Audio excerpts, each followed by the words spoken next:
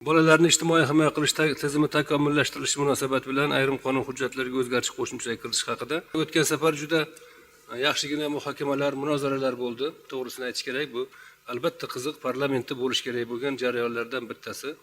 Xususan Milliy tiklanish demokratik partiyasi fraksiyasi a'zolari va ba'zi deputatlarimiz savollar bilan ko'tarishdi va bitta modda bo'yicha ovoz berganda o'tmagan edi. Alisher Keldiyevich e'tiroz bildirganlar shu e'tirozlar bo'yicha yanada aniqlashtirish, yanada huquqni qo'llashda masala keltirmaydigan darajaga olib kelindi. Marhamat. Hurmatli spiker, rahmat. Hurmatli hamkasblar, o'tgan yig'ilishda biz bu modda bo'yicha e'tirozlarimizni bildirgan edik. Qo'mita bilan yaqindan ishlandi va qo'mita bizning takliflarimizni qabul qildi. Qonunning tahririda biz istagan yozuvlar kirdi barchasi. Zo'ravonlik umumiy ko'rinishda emas. Hozir hurmatli spikerimiz ta'kidlab o'tganlaridek, aynan manzilli, ya'ni zo'ravonlikning qaysi turlari, jismoniy zo'ravonlik, tahqirlash yoki xo'rlash bolani mumkin emasligi qonunda belgilab qo'yildi.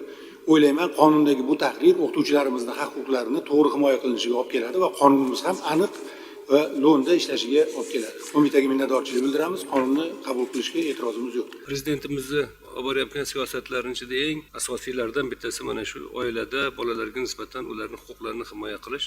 Buni butun dunyo xalqaro hamjamiyat tan beryapti. Deylikki bu joylarda ham o'zini amaliy natijalarini ko'rsatyapti.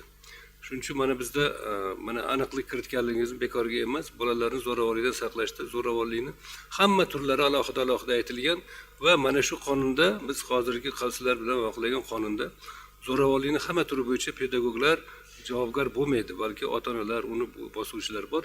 Ya'ni o'zi pedagoglar subyekt bo'lishi mumkin bo'lgan holatni biz aniq ko'rsatdik. 3-o'qishda qabul qilish bo'yicha qaror loyihasi sizlarga tarqatilgan. Marhamat, ovozga qo'yiladi.